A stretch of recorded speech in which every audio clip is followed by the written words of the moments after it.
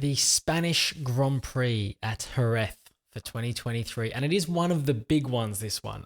I've been to this one before and I had the most incredible time when I went there. So much fun. Great circuit. I recommend it to anyone. Fortunately, didn't get to make it there this year, but I was watching along on the television and my notes are prepared here and we're ready to go. We had a lot happen once again. A few questions answered and a few more questions raised. Let's go over them for you now. We've got a lot to cover. It's all timestamped below. Skip down to whatever it is you want to skip to, anything that's important to you. You can come back to the start later. Before you do that though, as you're going past, make sure you tickle the like button for us. It helps us out a little bit. Number one on my list this week, penalties and stewards. And I hate talking about this shit, but we have to because they're forcing us to. We're in this weird place at the moment with the way the stewarding's being done and the refereeing of the game. Okay, so let's go over it. It all starts on sprint race Saturday. The incident at turn 1, we get a red flag. Morbidelli going up the inside. I don't know if he loses at first and then takes some people out or if there is a bit of contact there which takes them both down. It seemed to me a little bit like they all met together. He maybe dropped it a little bit. I have to watch it back again.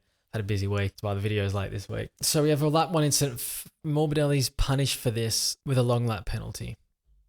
Okay. Do I agree with that penalty? Absolutely not. This is racing incident written all over it. There's not a racing series, I think, in the world at the moment that's not putting that down as a racing incident, except MotoGP. We move on then to Sunday's Grand Prix, where we have another red flag, turn 1 incident, I believe it is again. Fabio gets squeezed a little bit going into turn 1.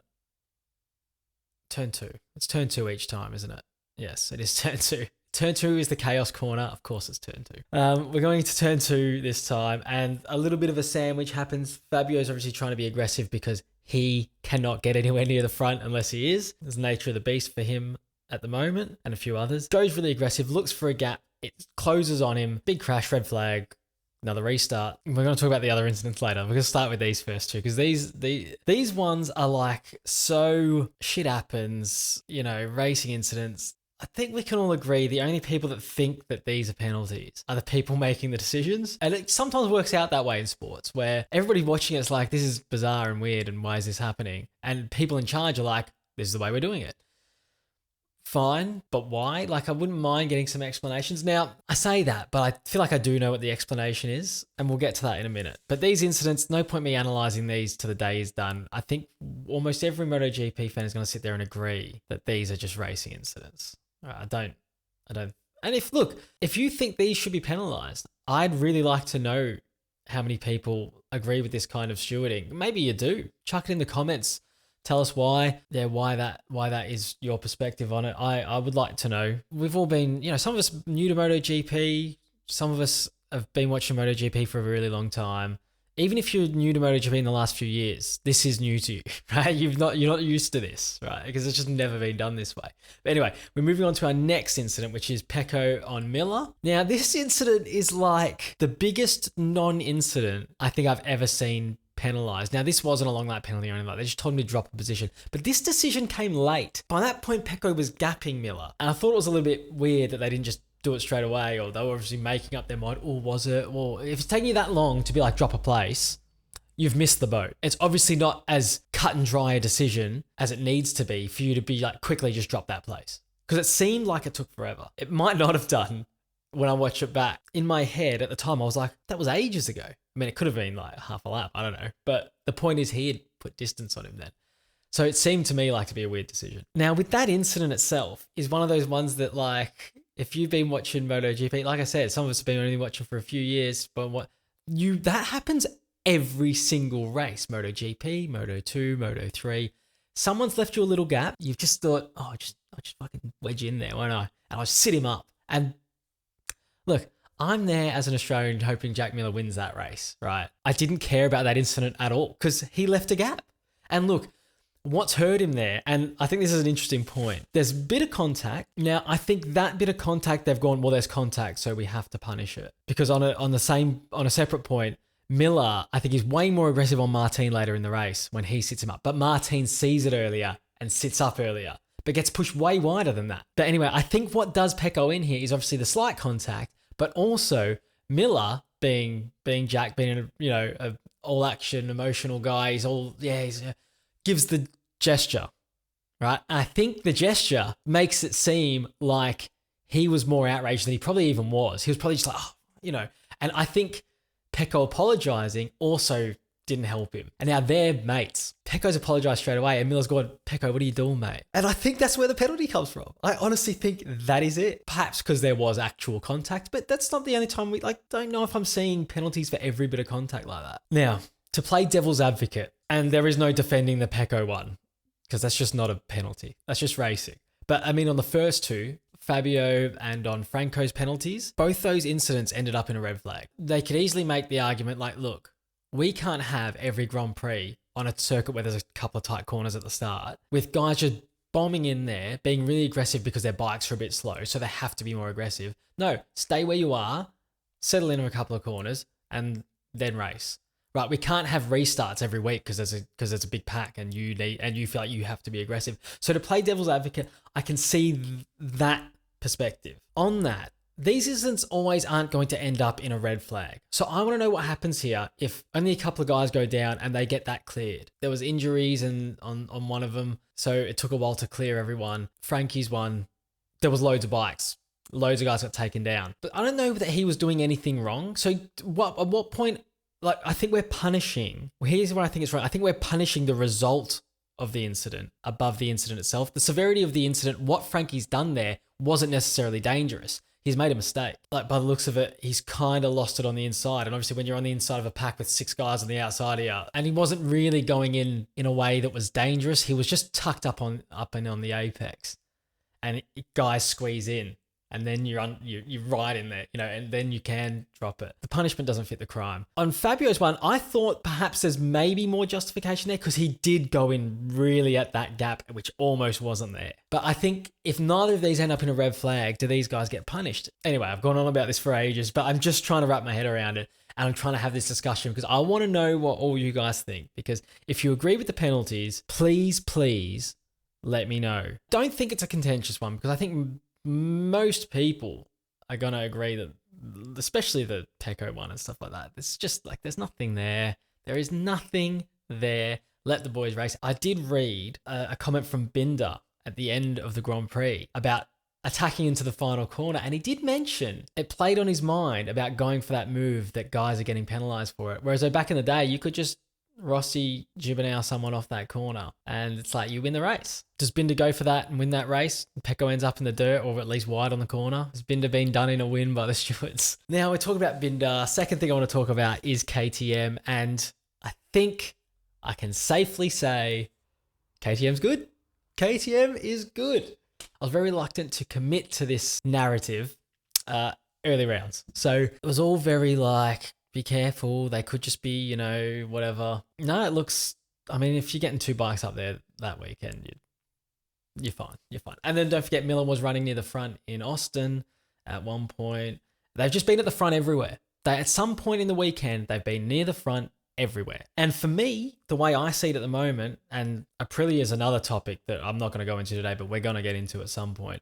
They are the new Aprilia for me. They look like Aprilia's just lost that little bit of ground. I don't know why. And KTM has slotted themselves right in the gap that they've left. And then between the riders, I think what we're seeing, and I wanted to make this point about Jack, because I'm a huge Miller fan, obviously. But where I'm seeing the little bit of couple of percent that's in Binder's favour, and it's the couple of percent that was in Pecco's favour at Ducati. With Jack, I think the thing that stops him from being that S-tier rider and just being an A+. And it's the consistency. And I don't mean he's really good at one circuit, he's really good at this. It's in the race, right? That precision. And Binder was exceptional. And Pecco's always exceptional at it. But Binder was exceptional at it this weekend, where he was braking so hard and so late into that corner at the end of the straight that it was he's going to go wide at any moment. He's not pulling this one up. He's not pulling this one up. But he pulled it up every single time. And Miller, 2 or 3 times a race, won't pull it up just in time. He'll go that little bit, and that's where Pecco got that look in that, where Pecco got penalty. That consistency just to be I can push it at this and break that late every single lap and still not run wide. And I think that sort of personifies Jack's place at the moment where that little bit of consistency within the race is what's the difference between competing for the win at the end and just being like, well, I've had to settle for third or second behind here. And you can just see it there. And I think if he can sort that out, and look, it's not easy. Like most guys don't do that, but that's what makes you world champion level and your teammates the world champion level. And still talking about KTM, I just want to say I fucking love wildcards. Wildcards are my favorite thing. And Danny Pedrosa did what a wildcard is supposed to do. I hate seeing people bring wildcards and they're just like, oh, I'm running around in like 17th. No, bring in a guy who used to do the business and see if he can still do the business. And that's what they've done here. And if you want to know how much I love wildcards, I've made a video about my favorite 5 wildcard performances of all time. And you can watch that video. I'll just chuck it up in the corner. I don't know which side it goes. Honda, what's going on with Honda? Now, I think a few people got a little bit excited about Alex Rins after Texas. I get it. It's a knee-jerk reaction though. I tried not to have it and I was right. You shouldn't have it. Now, I'm not saying Alex Rins is not that good. I think Alex Rins is quite good, but he's been brought back down to earth this weekend. Now, there was so many, I think I had a conversation, a back and forth with someone on Twitter. It was all friendly about, why would Yamaha, instead of taking a risk on a young guy, maybe next year, not go after a Rins? I don't know if he's under contract, but I think they need experience more than anything. And a guy that has helped develop a Suzuki before and things like that, and he's had to ride this shit Honda now. So maybe he can bring something to them. And someone's like, oh, I think someone came in the comments or commented on my thing saying, well, why would he rather that than a Honda? Like the Honda's better, obviously. He's just won on it. I'm like, the Honda's not, the Honda's not better. It's not better. He won that race because he's good there. Otherwise, I'd probably almost say the Yamaha's better because at least Morbidelli and Quartararo are getting themselves up around the top 10. These guys can't even stay on this thing. Interesting point to, I'll just bring up quickly, testing after the Grand Prix. They have tested the Kalex chassis now. So I don't know, I haven't heard anything about the feedback on it or which direction Honda wants to go with it, but that is an interesting point to make that they have gone for the Kalex chassis and they have now tested it, along with, I think Mir tested some other types of winglets and swing arm winglets and all that sort of stuff. So they're working, they're trying absolutely anything. And to see Honda become this desperate is a kind of a weird thing. They're willing to do what it takes to get themselves back up there.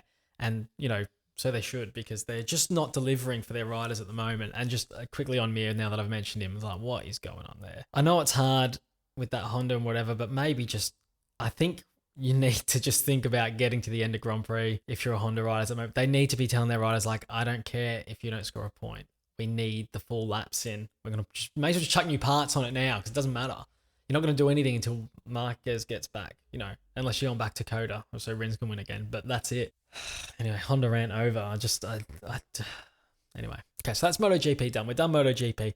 Let's talk Moto2. And again, here, this is going to be quick because there's not much to talk about here. It's just Sam Lowe's just don't know how this happened. His qualifying lap was unreal. To get half a second on Spaniards in Spain is something's clicked there that just doesn't normally happen. That was weird.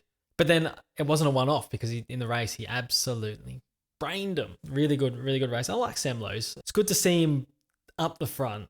I've never really thought of him as the kind of guy that will actually be world championship level, except for maybe that year that Remy won it. I was like, that's the year he has to do it. But it didn't happen for him that year because obviously the other two were way too good. I think he's probably missed the boat, but it's good. He needs to be like a prize fighter now. Turn up on your odd day and just boom, boom, boom, get in and, win your race here and there. But not much else to talk about. Everything went according to plan. The impressive thing about Lowe's as well there is all the championship front runners all pretty much finished the race and towards the front of the field. So the fact that he's done them in so well, it's just a really impressive ride. It was really impressive. Anyway, there's not much else to say about Moto2. Pedro is just going to do that now. He's either going to win by that amount, how much it was second to third by, or there's someone's going to be better than him that day, which was Lowe's on the weekend. Moto3 was really good again, and it always is. It always is. It's just the nature of it. These kids riding these little pocket rockets. It was a really good race. I don't remember what happened here. Too much happens in these races, and then I've left this video way too long to record this week. Oh god! But in my notes, there was a top 6 early break, and that turned into a top 8, and we finished with a group of an 8, which only one of them could have won, except for Dennis Onju, who got himself a penalty for track limits. I'd like to do a track limits video, actually. I'd really like to do a track limits video. I will do one. A video just about track limits. I hate them. I hate them so much. And not just because this happens. Like, if you run off the track, if they're the rules, they're the rules. You know, you get a penalty, fine. But why is there concrete on the side of the circuit with like sensors and you ran off by a millimeter? Just put grass. Anyway, that's a video. I'm going to do that video. I'm going to have to do that video. Now, if you want to see what the most dominant season of the MotoGP era was, you can find that video on the screen right now. And until the next one, take it easy, and we'll see you later.